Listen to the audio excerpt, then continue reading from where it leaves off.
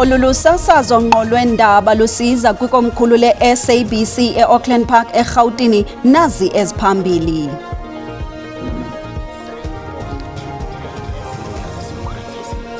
Kungenzeka ukuba isekela-ntloko lamapolisa seKurhuleni elinqunyanyisiweyo uMnumzana Julius Mkhwanazi zange lithethe nyani ngokusweleka kwesizalwane salo ngelibaleka ukuvela phambi kwekomishoni kaMadlanga.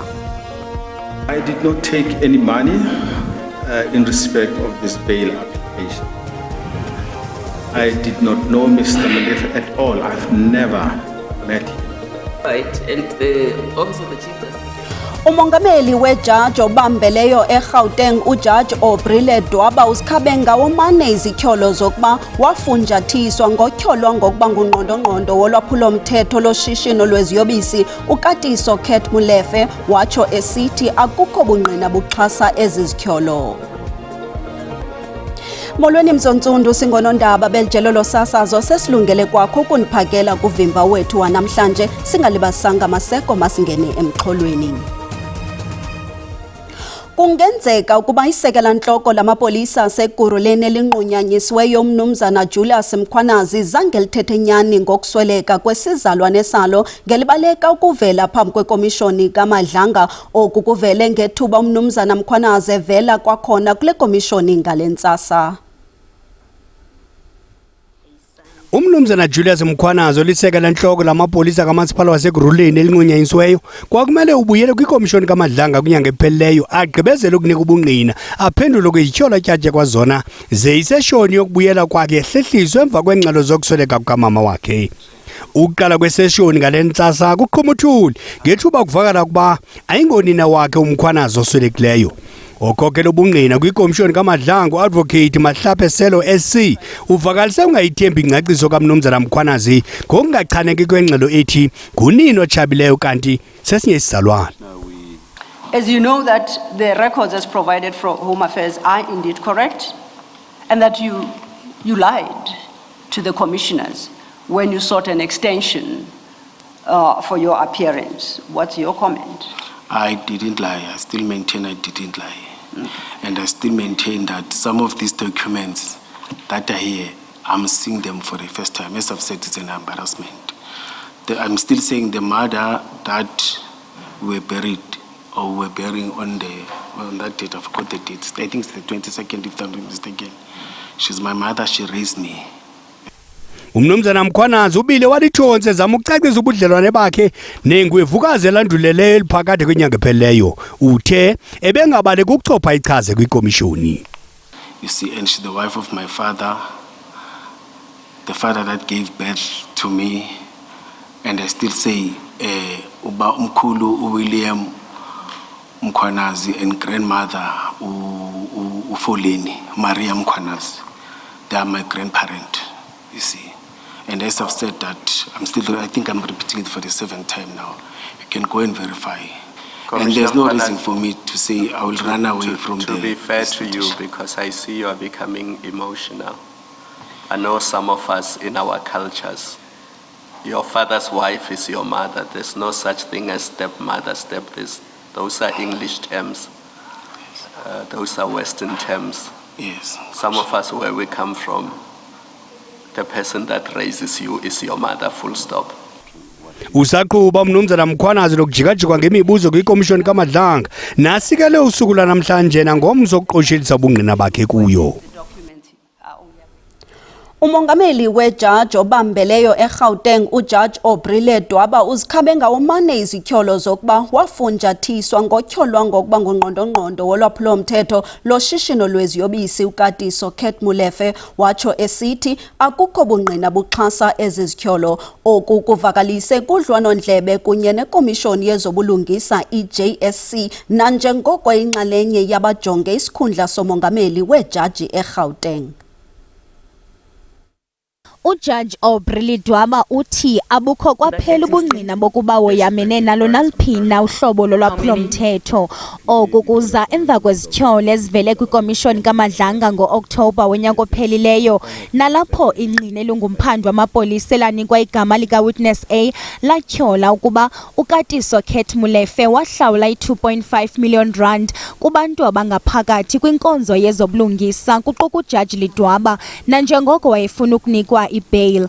Lo mphandi uyinxalenye yeqiza eliphanda ulwaphulomthetho olubandakanya uMolefe ngendima yakhe ekubulaweni kwenjineli yaseVereeniging uArmand Swart nowabulawa ngo-April ka-2024. Molefe waqala wayalelwa i-bail inkundla kamantyi yase-Alexandra kodwa wabhena ngakweso sigqibo senkundla ze wayinikwa i-bail ye-400,000 yinkundla ephakamileyo yaseRhawutini.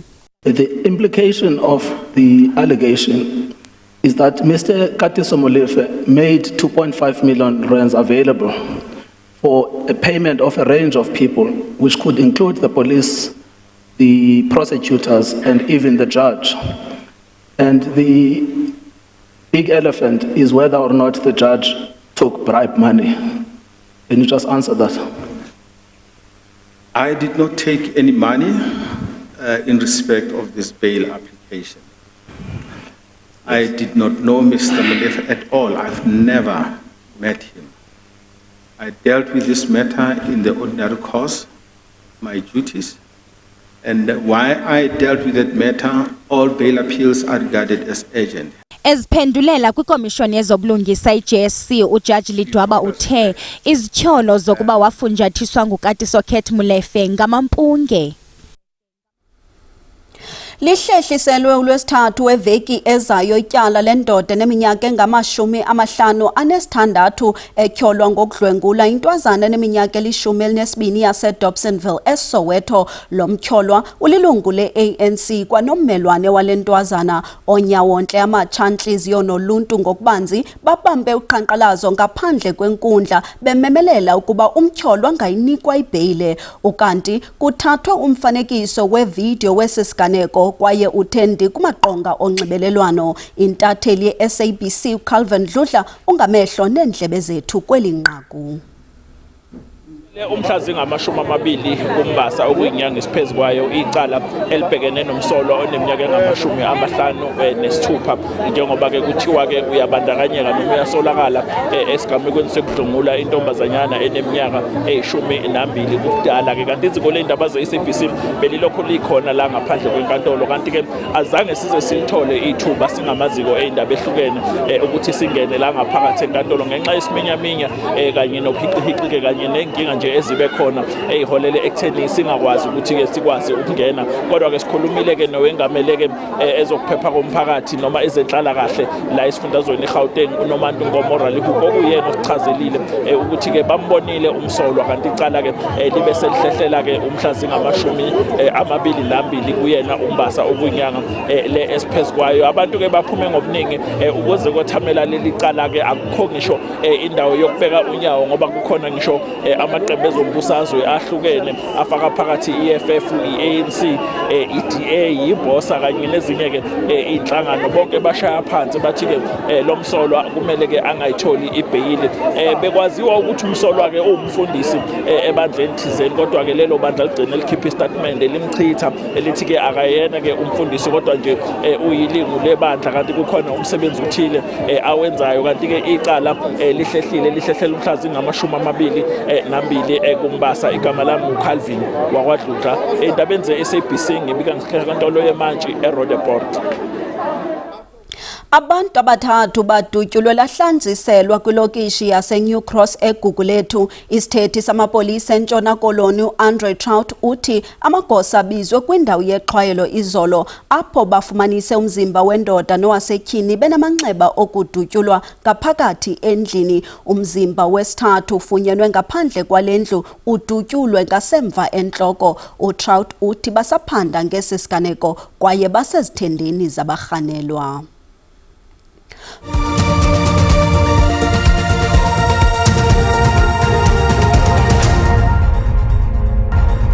Sinamkele kwakhona kwindaba zelijelo. Uyakwazi ukuzibukela kwakhona ezindaba kwijelo le-YouTube uthi SABC Indaba zesiXhosa. Ukanti xa ubukele sicela ucofe ulike ze ukuba ukamcofi usubscribe. Sibongoza wenze njalo. Ungalibali ke ukuba zikafumaneka ezindaba zisasazwa ngqo nakwi-app yakho yasimahla uthi SABC Plus ucofe nje u-SABC 1 kwinqaku lethu lokuqala sithe.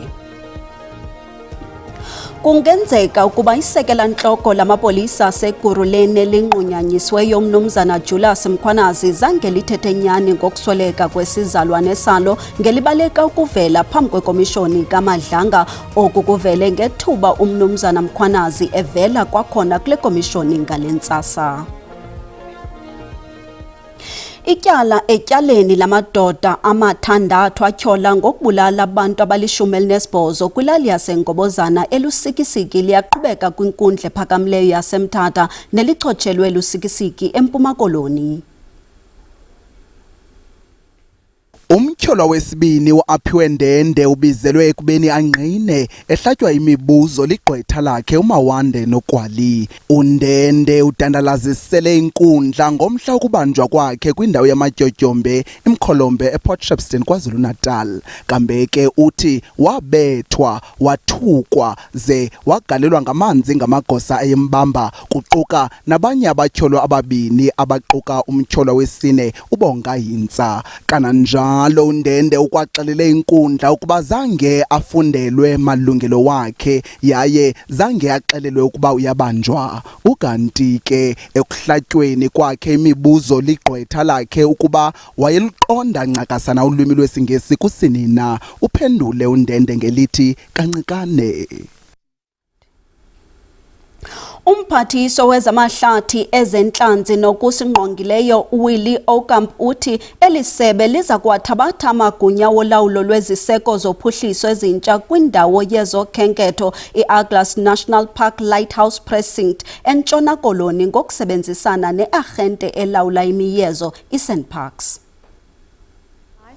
Uphehlelelo lokuphuculwa kotyelelo kumyezo olentaba etafile eAglas National Park Lighthouse luza kukhokelwa ngumphathiswa wezokhenketho uPatricia de Lille noluza kube lutywinela ukugqitywa kwephulo lesebe lezokhenketho ne-arhente yolawulo lwemiyezo iSandparks ngokudibanisa utyalo-mali olungange-82 million rand. Kananjalo umphathiswa wezamahlathi ezentlanzi nokusingqongileyo ugxininise ukuba ngundoqo kweli ziko ekutheni xhaxhe umgangatho woqoqosho nasekuphuhliseni imontlalo yoluntu nanjengoko kuqeshwe abantu basekuhlaleni.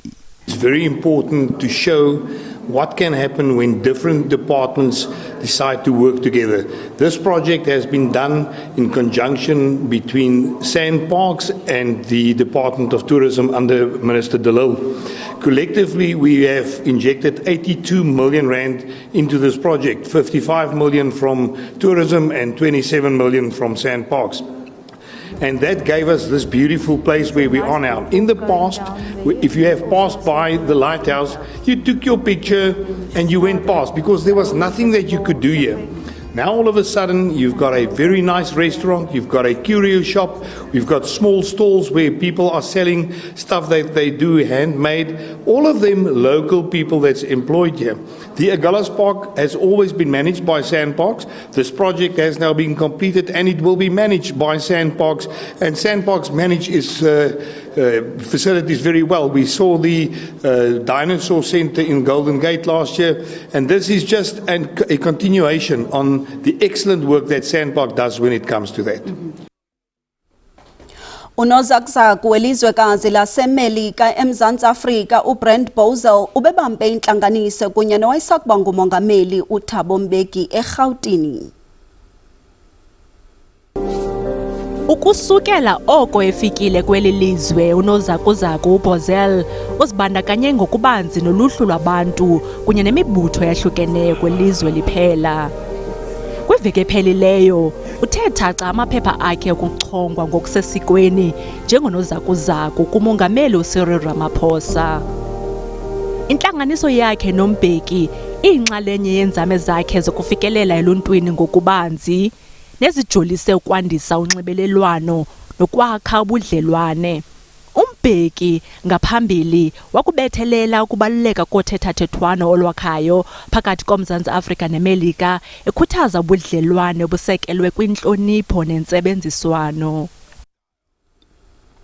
Umphathiswa wezezimali Enoch Godongwana kunye nerhulumeli yebhanka enguvimba uLisego Kganyago baza kukhokhela igqiza loMzantsi Afrika eliya kwintlanganiso yentwasahlobo ze-IMF nebhanka yehlabathi eza kubanjelwa eWashington DC kule veki. Oku kulandela ukuba ezinkokheli zimbini ziphakamise inkxalabo yazo ngengxaki ezibangelwa yimfazwe eqhubekayo kumbindi mpuma, ukanti nentloko ye-IMF ikwalumki ukuba le ngxowa-mali iza kuqhwalela ekukhuleni ngelixa umongameli webhanka enguvimba kwihlabathi jikelele evakalise ingxaki ezimandla kuquka ukukhula kwentswela-ngqesho nengaqhorha amazwe asakhulayo. Intloko ye-IMF ithe qumrhu lingumbolekisi wemali kwihlabathi belilindele ukuba imfuno yexeshana yenkxaso-mali ye-IMF inyuke phakathi kwe-20 kunye ne-50 yeebhiliyoni zedola ngenxa yemfazwe egqubayo kumbindi mpuma. Esi ke sisiganeko sesithathu esiyintsindabadala nesixhoxe uqoqosho lwehlabathi kulandela isifo se-COVID-19 kunye nemfazwe yase-Ukraine. The reality is we don't truly know what the future holds for transits through the Strait of Hormuz, or for that matter, for the full recovery of regional air traffic. What we do know is that growth will be slower. I-IMF iza kuthi thaca iimeko ezahlukeneyo kwingxelo yayo ngoqoqosho lwehlabathi kule veki, kuquka ukungatshintshi kwezinto kwaneemeko apho amaxabiso eoli anganyuka ixesha elide nalapho uGeorgina ekwabongoza amazwe asakhasayo ukuba angazinqekeli ilitye elinembovane. Ngelixa imfazwe yakumbindi mpuma iza kuba ngowona mba uza kuxovula kule ntlanganiso, ibhanka yehlabathi ikwalumkise ngombhodamo othukuzayo wentswela-ngqesho nongabangela ukulahleka kwemisebenzi engama-800 ezigidi kumazwe asakhasayo kule minyaka eli-10 ukuya kweli-15 izayo. Fiscal headroom in public spaces cannot be relied upon to be the job creation engine of the coming period. The reality is 90% of jobs are created in the private sector. The overwhelming majority of them are created in micro, small and medium-sized enterprises. We need to think about those people and their ability and the entrepreneurs that they breed and the chance that young people can get from the creative economy and entrepreneurship. uGodongwana ukwanqwalile ukuba yena negqiza lakhe abazukuyizimasa intlanganiso yobuphathiswa bezemali ye-G20 kwakunye nentlanganiso yerhononeli yovimba bebhanka ye-IMF ngolwesine. Sibulele ke mawethu ngokusiboleka kwenu indlebe kamnandi.